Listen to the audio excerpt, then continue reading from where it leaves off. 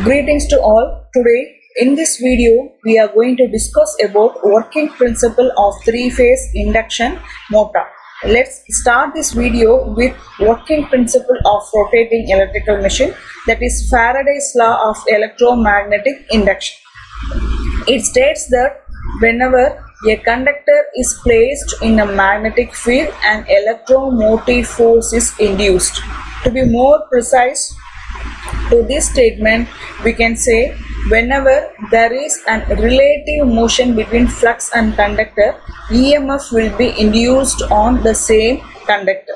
The word relative gives a complete understanding of this working principle. It means not both flux and conductor should be either of stationary or rotating type at a time.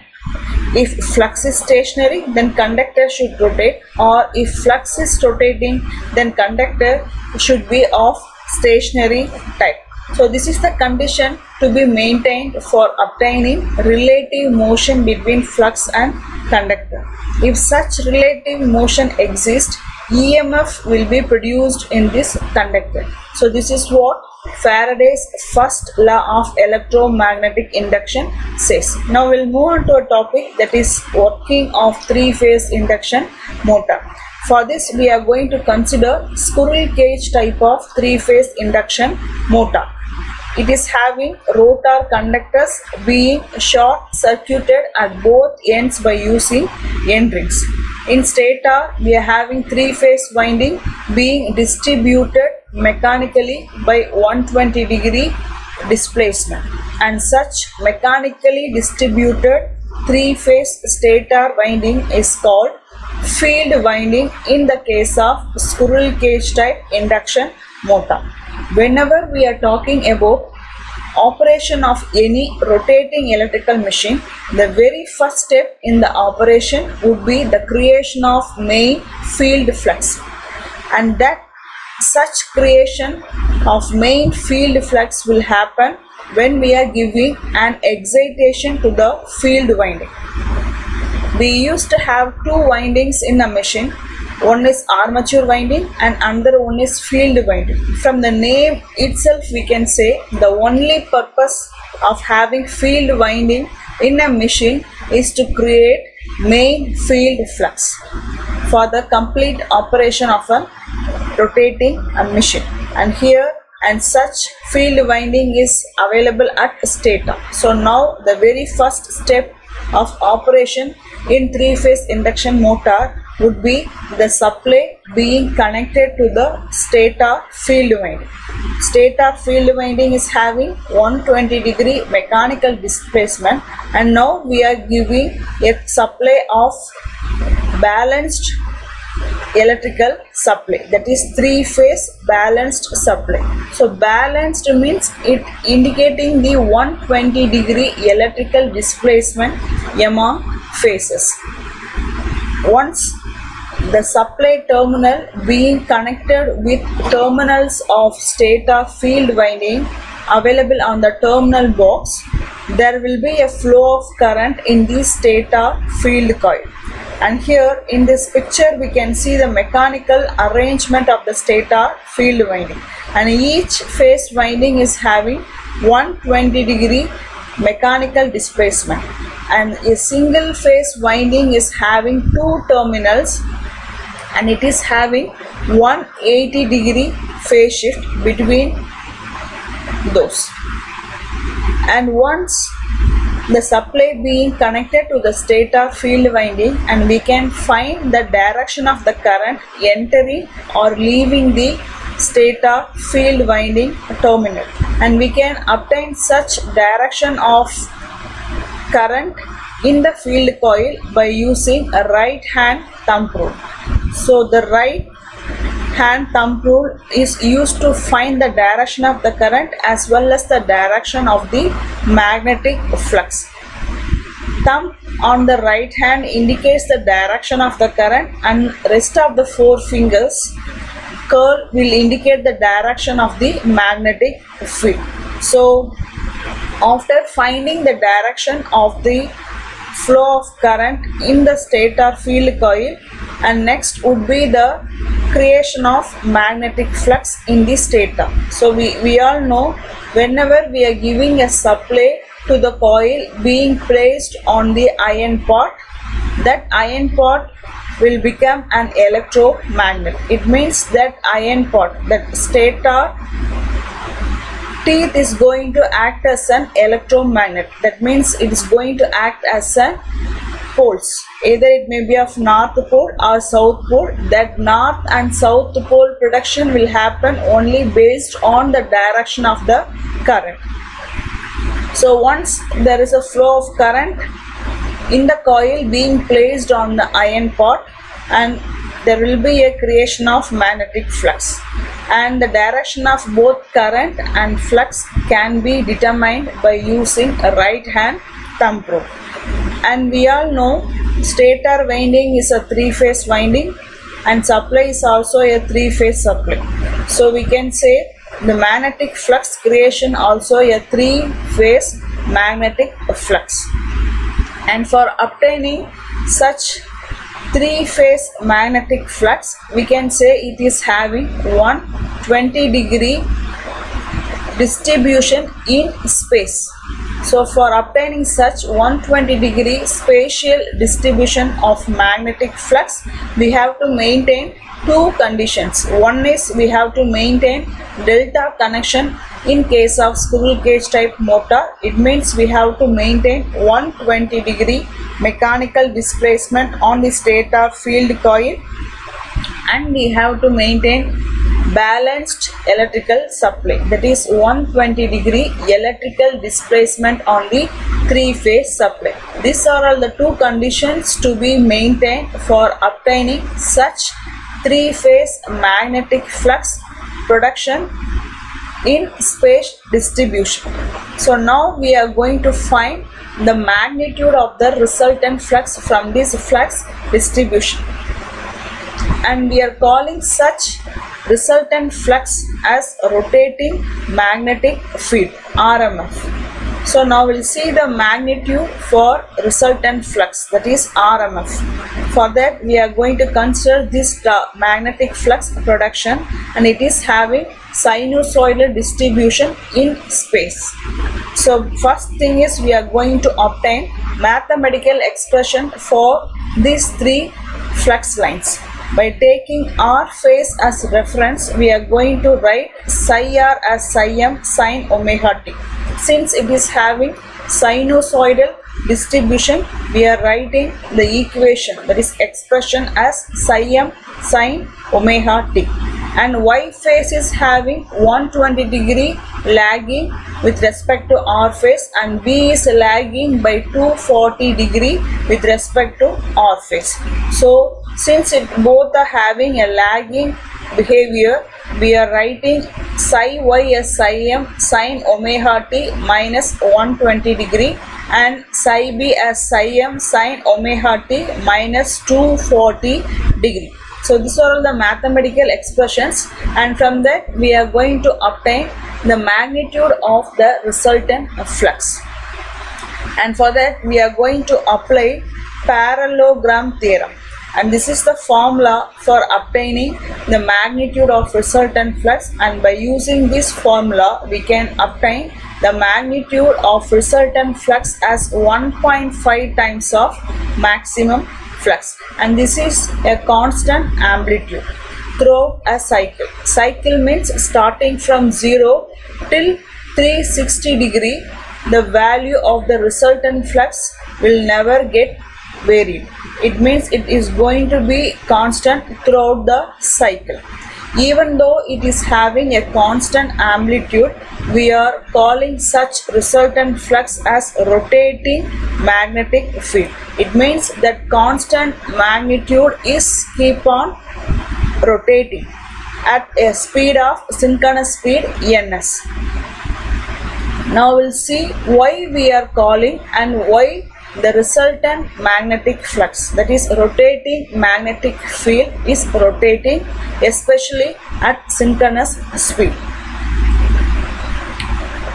And for that we are going to start with the marking of terminals of the stator field winding either by dot or cross symbol. And for that, as we said earlier, supply of the mains be connected with terminals of the stator field winding available at the terminal box. It means from the terminal box the current is entering into the stator winding, and if the current enters into the machine, and for that terminal we are going to mark as dot, or if the current is leaving the stator core and it is going towards the terminal box, and that time that terminal can be marked as cross. That is, if the current is leaving the stator core, and we are going to mark that as cross terminal. So with that reference, now we'll see how we can have a understanding of that rotating magnetic flux. And for that, here in first picture we are having stator field winding with 120-degree mechanical displacement, and we are going to feed these terminals by using three-phase balanced supply.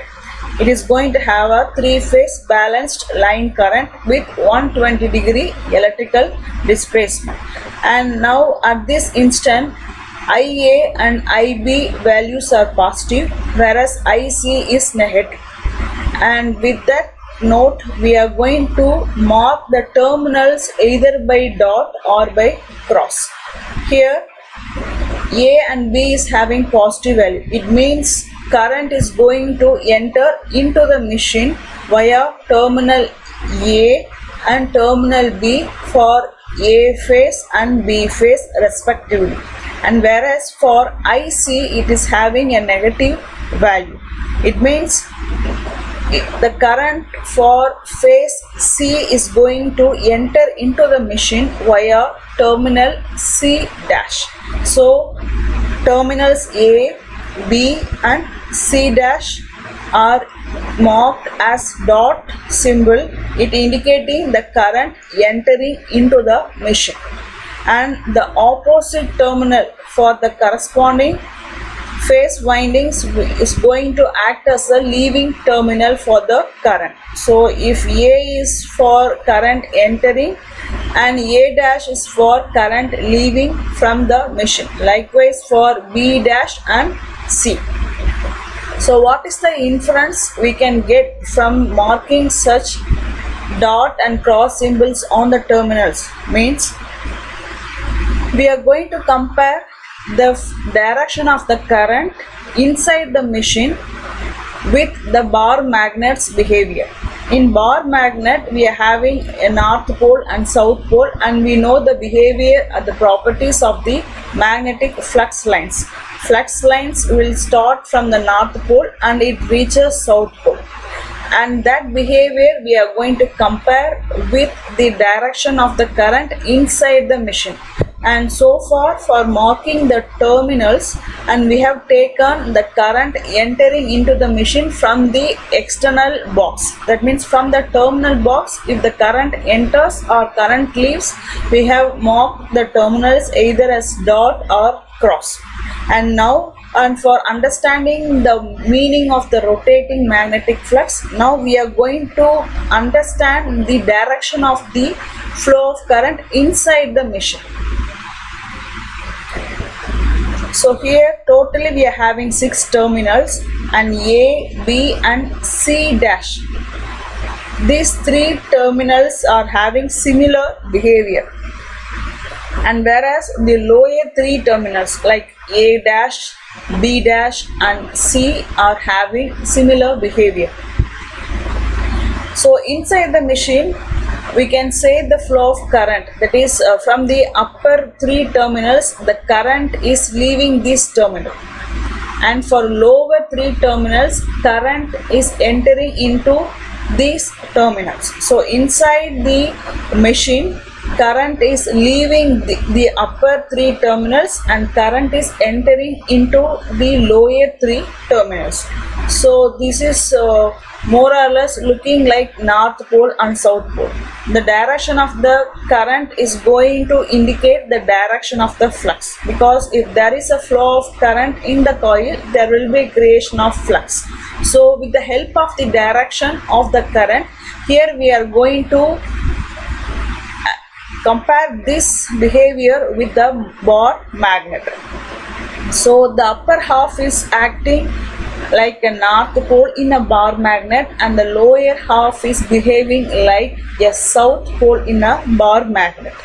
So this is what the inference we can get by marking the terminals either by dot or cross. So now we can say it is purely acting as a bar magnet. It means even though we are having 6 terminals, we may sometimes whenever we are having a supply, we may have this stator teeth is going to act as a pole. So we can say all these as a poles. So we can say totally we are having 3 pole pairs, but whereas at the time of operation, especially in the 3-phase induction motor, we are not having any 3 pole pair. Instead we are having a cumulative, that is we are having a cumulative of all the poles. Like as the whole we are having only 1 pole pair instead of having individual pole pairs. So on the whole we may have 3 pole pairs, but here we are having only 1 pole pair. So the upper half is acting as a North Pole and lower half is acting as South Pole. So this would be the direction of the resultant flux, and it is having a constant amplitude of 1.5 times maximum flux, and this is the direction only for at this instant of line current. And suppose if we are going to predict the direction of resultant flux for this instant, this direction will keep on changing in the clockwise direction. So if we can find the behavior of the machine like a bar magnet for any instances starting from 0 till 360 degree, and this direction of the resultant flux will keep on changing. It means it is going to rotate in the clockwise direction. On the whole, the complete 3-phase squirrel cage induction motor is going to act as a single bar magnet once if you are going to have a supply to the stator field winding. So this is what the reason we are calling the resultant flux as a rotating magnetic field. So this is what the reason for finding the resultant value from the 3-phase flux distribution. And here now we'll see why we are calling the rotation, the speed of the rotation, as synchronous speed. Here we are talking about the stator. We know the stator speed. It is a synchronous speed, and we know the formula for that. Ns is 120 times of supply frequency upon number of poles on the stator. So since we are talking about the stator field winding and especially about the stator main field flux, obviously it is going to rotate with the stator speed. So the stator speed is synchronous speed. So we are calling such resultant flux, that is rotating magnetic field, is rotating at synchronous speed. So this is about the creation of main field flux. Now we'll see how the resultant magnetic flux is going to react with rotor conductors. So as per Faraday's law of electromagnetic induction, either flux or conductor should be of rotating or stationary type, and here we are having flux as rotating type, then the conductor should be of stationary type. So we have given the supply to the field winding. There will be a flow of current in the field winding, and we can find the direction by using right hand thumb rule, and we can find the direction of the flux again by using right hand thumb rule, and at the last we have found the resultant flux, its magnitude and also its direction. It is having a clockwise direction with the speed of synchronous speed, and now it is rotating field. So we are going to have a relative motion of that rotating magnetic flux with rotor conductor. So here, as per Faraday's law's condition, conductor should be of stationary over here. So already we know the rotor conductors are short circuited in nature. So here we can say it is a short circuited rotor conductor. Now this rotating magnetic flux is going to meet, or we can say it is going to touch the short circuited conductors on the rotor. So here we are calling that meeting of flux and rotor conductor as flux cut. So here the rotating magnetic field is going to get varied. So that rate of change in flux is nothing but EMF inducement. So as per Faraday's law of electromagnetic induction, once the flux gets cut in the rotor coil, there will be an EMF inducement. So already we are having closed circuited nature in the rotor. It means we are having short circuited coil in the rotor. There will be a flow of current through the coils of the rotor. So here this EMF inducement, or we can say EMF, that is voltage or electromotive force on the rotor, is going to act as an voltage supply to the rotor coil, because rotor is having a short circuited behavior. So because of this EMF inducement, there will be a flow of current through the coils of the rotor, and we can find the direction of the current flowing into the rotor coil by using Lenz's law. Now we'll see the behavior of Lenz's law later. Now we'll see the next operation after having a flow of current through the rotor coil. We all know once there is a flow of current to the coil being placed in an iron pot, and that iron pot is going to act as an electromagnet. It means it is going to create flux lines. So we can call that flux as simply as rotor flux. Already we are having stator flux, and it is called as a main field flux, and its name is rotating magnetic field. And now due to EMF inducement and again the flow of current to the rotor coil, we are having rotor flux.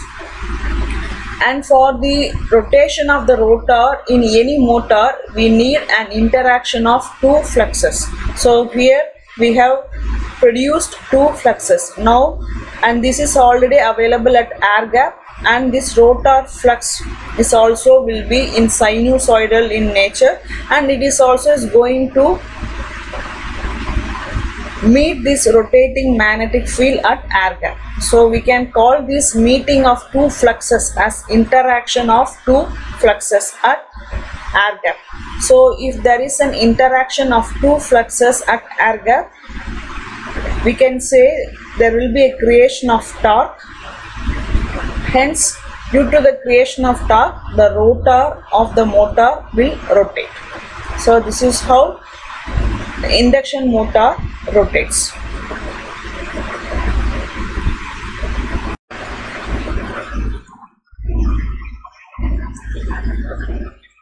So now we'll see how the flux line is getting generated in the rotor, and how interaction of two fluxes happening in the air gap, and how torque is produced on the rotating part.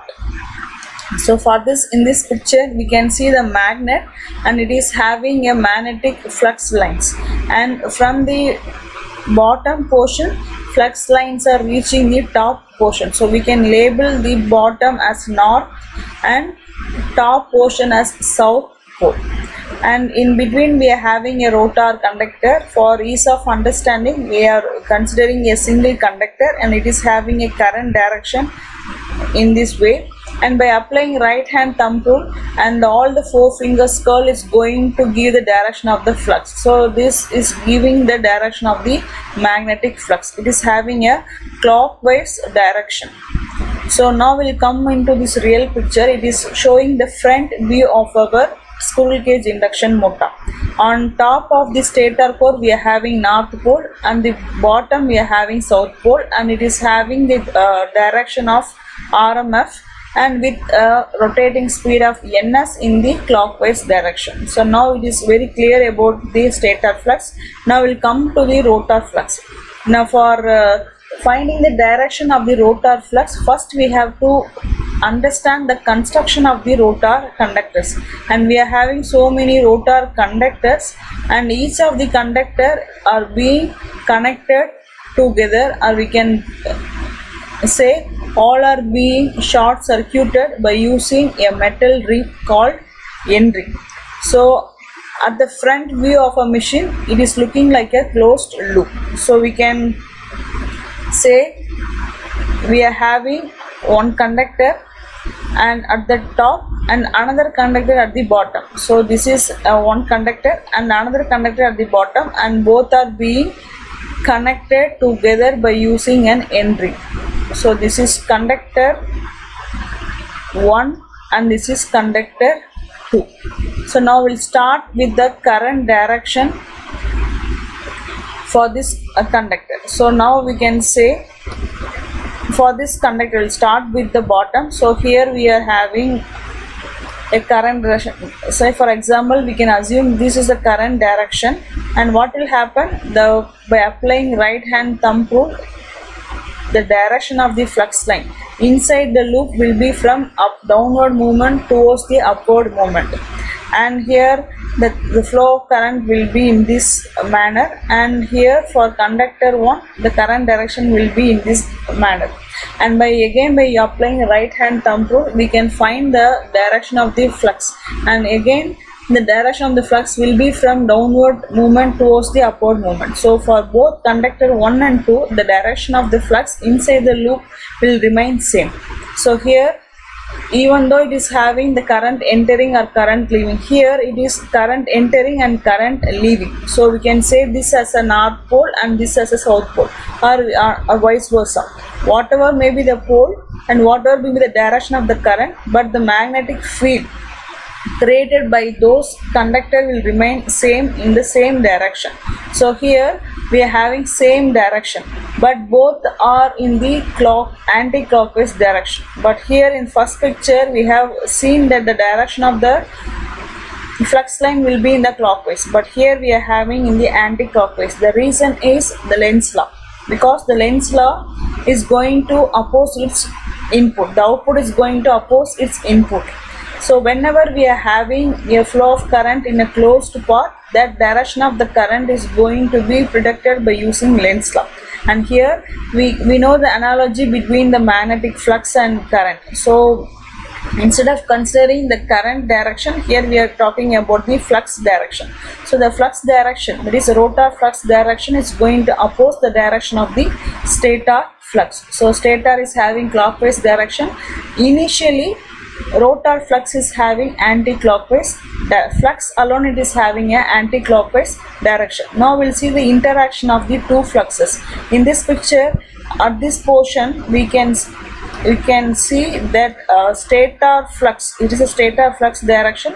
The stator flux and rotor flux are having flux direction in the upward movement, and whereas on the right side rotor is in upward movement, but stator is in upward movement but rotor is in downward movement. So it means both are cancelling each other, whereas on the left side both are aiding each other. It means we are having more flux area on the left side while comparing with right side of the rotor conductor.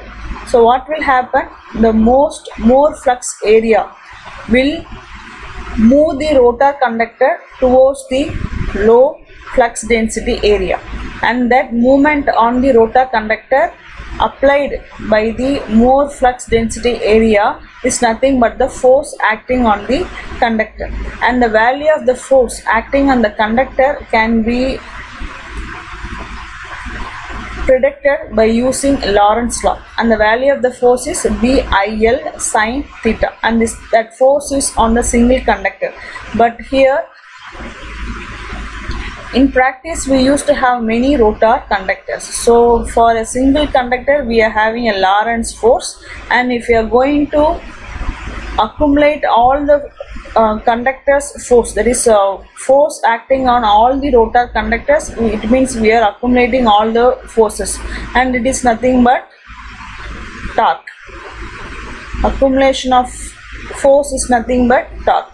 So we are having, that is more density area is moving the rotor conductor towards the low density area. It means it is pushing the rotor conductors towards the clockwise direction. So already we are having stator RMF in the clockwise direction, and now the rotor also moving in the clockwise direction. It means both are having the same direction. So this is how the rotor rotates. Now we'll see the effect of Lenz law. Before that, we'll have a overview on the working principle. So the very first things, we are going to give a supply to the stator winding, and once the supply being connected, there will be a flow of current in the stator coil, and there will be a flux creation. The flux is of three-phase type, so we are going to find resultant flux. The name of the resultant flux is rotating magnetic field, and it is rotating at synchronous speed. So this is first main flux, and it is having a clockwise rotation, and now this flux is rotating. So as per electromagnetic induction principle condition, if flux is rotating, then conductor should be of stationary. So here we are going to consider the rotor conductor as a stationary conductor. So initially it is a stationary conductor. So but the construction is, it is having a closed loop. We can say this as a short circuited coil in the rotor.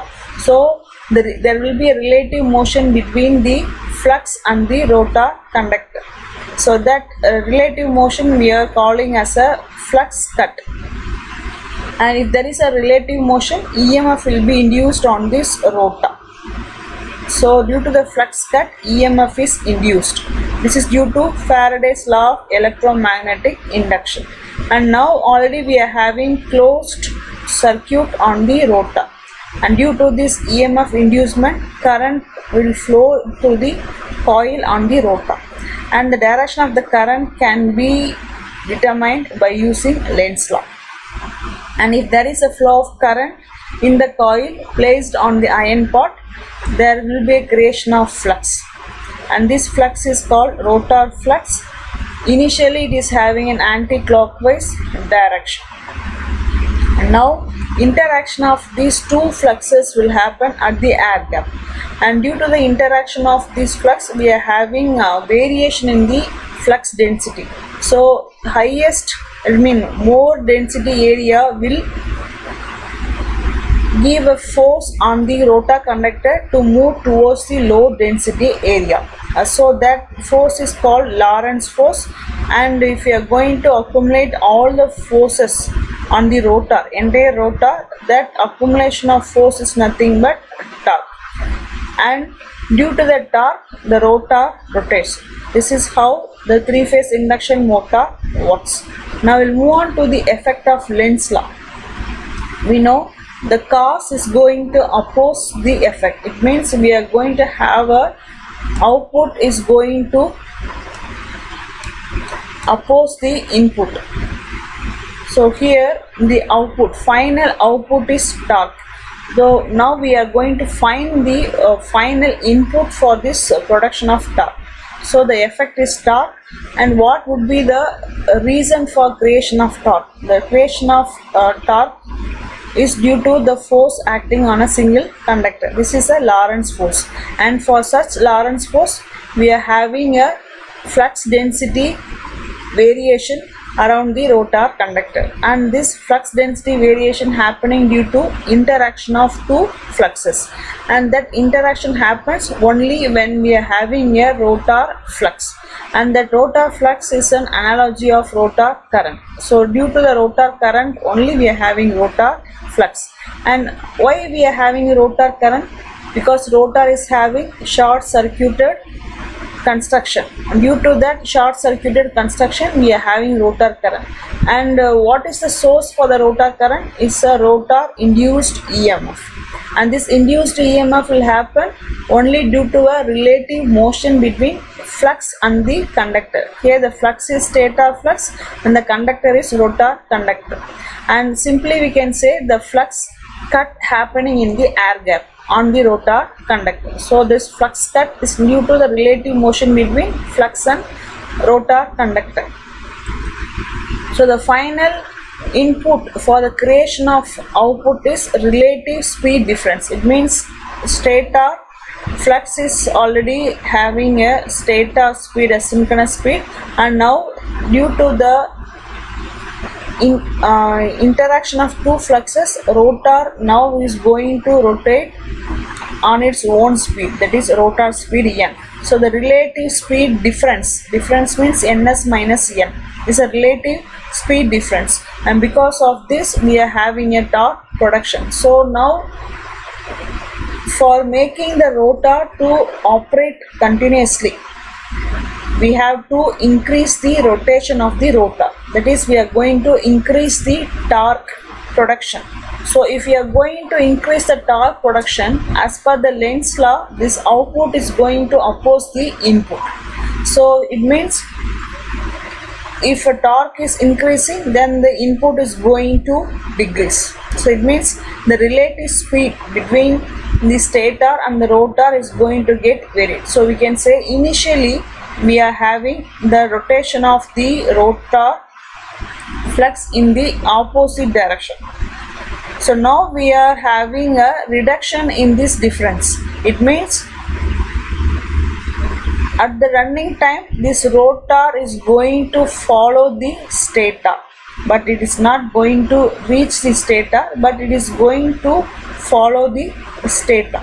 So it means it is both are having the same direction of rotation.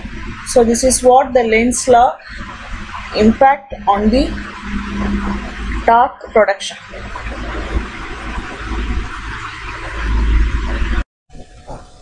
Now we'll see why induction motor cannot run at synchronous speed. Synchronous speed is the speed of stator flux and rotor is having its own speed, that is Nr. The concept behind the operation of induction motor is we have to maintain relative speed difference between stator and rotor speed. Only then there will be a production of torque, and if there is a torque, then the rotating part of the induction motor will rotate. It means the motor works only if there is a relative speed difference. So now what we are going to do is we are going to find the values of the synchronous speed and the rotor speed. So for that we are going to relate the values of speed with the power, and we know the relation between power and speed. This is very familiar even from a DC machine. So at the time of DC machine itself we know the derivation for this. So power is directly proportional to speed. So this is the relation we want as of now. And for that now we are going to write the power balance equation. So generally when we are writing the balance equation, input should be equal to output plus loss. And here since we are talking about power balance equation, the input power is the power entering the stator and the output power is the power entering the rotor, and the losses will be the power at air gap. So power balance equation for induction motor can be written as PS equal to PR plus PAG. So from this is very obvious that PS, that is stator power, is greater than the rotor power. And now we'll shift this relation to a speed. Ns is greater than Nr. So we can say Ns, that is synchronous speed, that is stator speed, is always greater than the rotor speed. And we know the formula for synchronous speed. With the help of frequency and the number of poles available on the stator, we can find the value of the synchronous speed, and we can say it is a constant speed, that is it's a fixed speed. So the only thing what we have to measure by using tachometer is actual speed, that is rotor speed. So what is the concept is induction motor cannot run at synchronous speed. It means the rotor cannot run at stator speed. Rotor is having its own speed and it is always lesser than the stator speed. So ns is always greater than the nr, normal actual speed.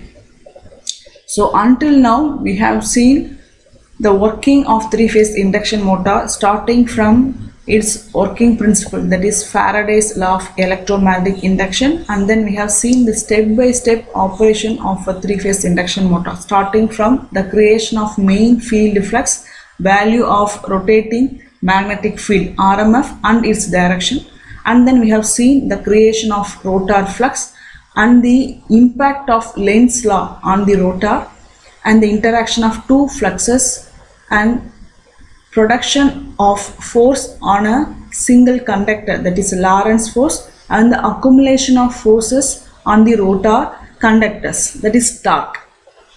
And at last what we are concluding is rotor never run at synchronous speed. It means rotor speed is always lesser than the synchronous speed. The actual speed to be measured by using measuring device, that is tachometer, is nr, that is rotor speed.